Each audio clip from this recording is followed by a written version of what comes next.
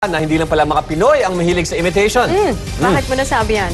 Binuhin mo pati ang teen star na si Justin Bieber, yung idol mo, no? Idol ko, pang bata. Oo, bistado daw na nagsusuot ng Japix. Ay, nako, ito po si Justin na sosing-sosi sa suot na Louis Vuitton jacket sa unveiling ng robot na nakakasayaw at nakakakanta na katulad niya. Pero ang jacket po niya, nako, sing-peke pala ng robot niya, partner. Ayun na, tadtad man. Ayan ang, kita mo, ayan, no? Punong-puno ng tatak na LV.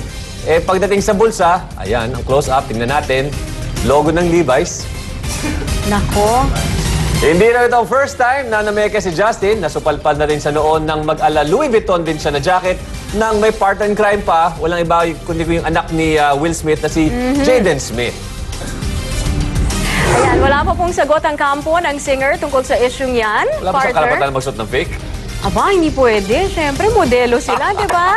Ganun ba? Hinuhuli nga yung mga iba kahit papasok pa lang ng airport. Ayan na ito naman mga naka-fake. headlines na hindi fake dito sa Aksyon Journalismo. Ngayong gabi, presyo ng LPG tataas ng hanggang 71.50 kada tangke. Pinakmataas na dagdag presyo sa loob ng 6 na taon. Pagpapasara sa Bangko Filipino, illegal, sabi ng Court of Appeals. Korte, inutusan ng Bangko Sentral na buhusan ng 25 bilyong pisong tulong ang pinabubuksang bangko. Lalaki ng hostage kanina, inaming ang kanyang wrong grammar ang dahilan ng kanyang pag-aalburuto. Yung produkto niya hindi magaling na hindi niya makausap ng fluent in English. Magpasalamat nga po kayo, ma'am, kasi may naligaw na isang Esmeraldo Garcia dyan na marunong makipag-usap ng English. Magnanakaw! Nadia Montenegro! Magnanakaw ka! Hayop ka! Dahil sa pagtatalak ni Annabel Rama, kasong attempted murder, isinampalaban sa kanya ni Nadia Montenegro. Sagot ni Annabel sa demanda, alamin. Dating Pangulong Joseph Estrada tumambay kasama ng mga taga-media sa labas ng impeachment court habang minomonitor ang paglilitis. Nasusunog na kotse sa EDSA at nagbangga ang kotse at ambulansya. Nirespondihan ng Rescue 5. Saksyon abroad, isang taong gulang na sanggol sa Amerika, inihagis ng nanay sa bintana. Bakit kaya? At sa showbiz, Pinoy, umaming nagde-date sila ng TV host na si Grace Lee. Tinamaan na kaya ni Cupido? Well, we are seeing each other. All right? Since when, sir?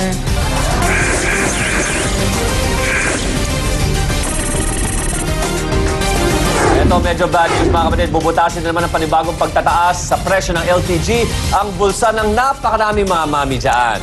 At hindi lang po yan mga kapatid, pati ang favorite natin na galunggong o GG, nagtaas na rin ang presyo at meron ng mga imported at mas mura. Pero sabi ng Bureau of Fisheries, hindi naman daw ito pwedeng ibenta sa publiko. Narito ang report. Nagsimula na ang big-time price hike sa LPG. Nasa 71.50 ang nadagdag sa kada 11 kilogram na tangke. Kaya kung nasa 650 hanggang 700 pesos ang dating bentahan, ngayon pwede na itong pumalo sa lagpas 770 pesos. Para hindi naman mabigla ang mga mamimili, hindi ito ipatutupad sa isang bagsakan. Ang liquid gas halimbawa, 5 piso kada kilo muna ang ipapatupad na dagdag presyo ngayong araw. Ang natitirang 150 kada kilo, ipapatupad naman sa Sabado.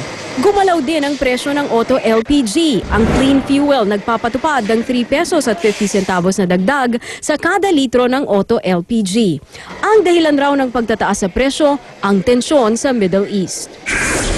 Maging ang kilalang isda ng masa na galunggong o GG, nagmahal na rin. Ang kada kilo nito ngayon sa palengke aabot na ng 130 pesos. Kaya naman para makamura, ilang negosyante ang umaangkat na ngayon ng galunggong mula sa Taiwan at China.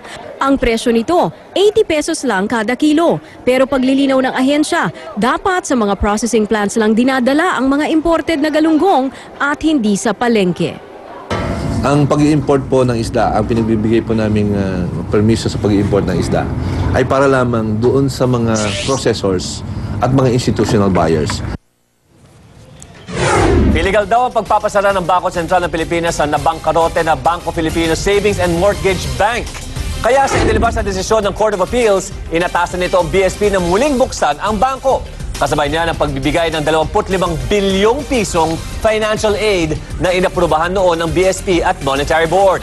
Sinabi naman ni BSP Deputy Governor Juan de Zuniga na pinag-aaralan na ng kanilang mga abogado ang posibleng remedyo sa desisyon ng Court of Appeals. Halos tuliro pa rin hanggang ngayon si Amy Perez. Pero hindi po ito ang TV host na kapatid namin dito, kundi ang biktima ng hostage-taking sa isang kolehiyo sa Navotas kanina. Ang suspect naman na bad trip daw sa pang-iinsulto ng profesor niya sa kanyang wrong grammar. Romel Lopez, ikwento mo. Napapatulala at tila nasa trauma pa rin ang pinakawalang biktima sa Navotas hostage-taking na si Amy Perez. Si Perez ang minalas na nahablot ng hostage-taker na si Esmeraldo Garcia na maghoromentado sa loob ng Navotas Polytechnic College kanina. Kwento ni Perez, wala namang ginawang masama sa kanya ang hostage-taker pero natakot pa rin siya. Hindi naman pa siya nananakit eh. Okay naman. Ang mala-action star naman na hostage-taker, biglang napadrama ng ikwentong dahilan ng pang-hostage niya. Merong 500 pesos sa development fee. Pera po ng mga estudyante, bakit hindi ho nagagamit? Pero ang talaga palang ugat ng kanyang pagmamarakulyo, ang panunukso sa kanyang pag-iingles. Yung produkto niya hindi magaling na hindi niya makausap ng fluent in English. Magpasalamat nga po kayo ma'am kasi may naligaw na isang Esmeraldo Garcia dyan. Alas 7 ng umaga ng paligiran ng SWAT ang kolehiyo dahil sa hostage-taking. Pero makalipas ang halos 4 na oras na negosasyon, sumuko rin si Garcia. Ayon naman sa dating batchmate ni Garcia na si Jeff Ward, may pagkabayolente ang kanyang tropa. Yung naglaslas siya ng ng leg. Isa sa mga tumulong sa negosasyon ay si Colonel Orlando Yebra, isa sa mga negosyador sa madugong hostage-taking sa Luneta noong 2010. Sasampahan naman ang kasong grave threat ang suspect na si Garcia. Romel Lopez, News 5. Muntik ng matepok sa tiyak na pagsabog ang mayor ng Cavite City. Isang pinaghalong C4 at binibitang improvised explosive device kasi ang natagpuan sa ilalim ng sasakyan ni Mayor Romy Ramos. Sabi ng PNP Explosive Ordnance Disposal Team, may nakakabit pang cellphone na siyang magiging triggering device. Buti lang daw nagpapalit ng gulong ng kanyang sasakyan ang alkalde at doon na nakita ang bomba sa kanyang kotse. Matapos makansyawang naging malamig ang kanyang Pasko, mukhang ayaw na daw ni Pinoy na maging malamig din ang kanyang Valentine's Day. Simula pa lang ng Pebrero, ang bachelor ng Malacanang ay umamin na may babae raw siyang pwedeng makadate sa Valentine's. Royces Nagitsibal, ikwento mo. Napangiti at tila kinilig si Pangulong Noynoy kanina nang sagutin ang isang tanong tungkol sa love life niya. Tinanong kasi ang bachelor ng Malacanang kung totoo ang Korean TV host na si Grace Lee ang kasalukuyang Inamin ng Pangulo ang kanyang pagkikipag-date kay Grace halos 2 linggo matapos ang kasal ng dating nobya na si Shalani kay Congressman Roman Romulo. Pumutok sa Twitter ni DJ Mo ang balita nitong nakaraang linggo. Hindi naman itinanggi ni Grace sa kanyang tweet na siya nga ang bagong apple of the eye ng Pangulo. Unang nagkita sina Pinoy at Grace sa inaugurasyon ng isang Korean power plant sa Cebu noong June 2011. Dito unang nagkomento si Pinoy na maganda raw si Grace at kamakailan lang bisita ng Pangulo si Lee sa loob ng Malacanang. Tumanggi naman si Pinoy na sagutin kung gaano katagal na silang lumalabas ni Grace Lee. I leave it at that. And then, pwede, no? Baka meron, sa konstitusyon po natin may nakalagay na privacy. Baka pwedeng mabahagian rin ako ng karapatan na yan under Article 3. Ipinakilala ng araw ni Pinoy sa kanyang mga kapatid na sina Chris, Pinky at Balsi si Grace. Pero sana, sabi ng Pangulo, bigyan siya ng privacy sa kanyang love life kahit nakaupo pa siya sa palasyo. Royces Nagitsibal, News 5.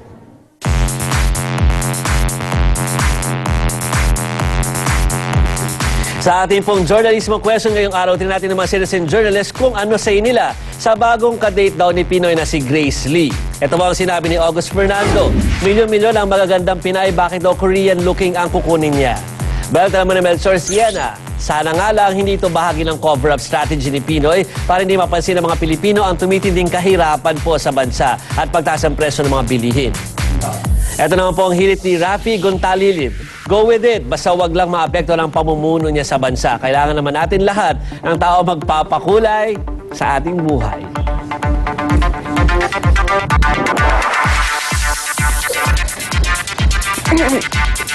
Balitang showbiz po muna tayo. Matapos ang 5 buwang pagkawala sa limelight, babalik ng muli sa center stage ang British singer-songwriter na si Adele.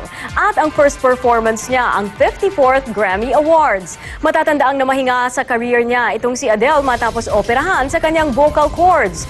At bukod sa pagiging performer sa prestiyosong award ceremony, nominated din siya sa 6 na categories, kabilang na ang Record of the Year, Song of the Year at Album of the Year.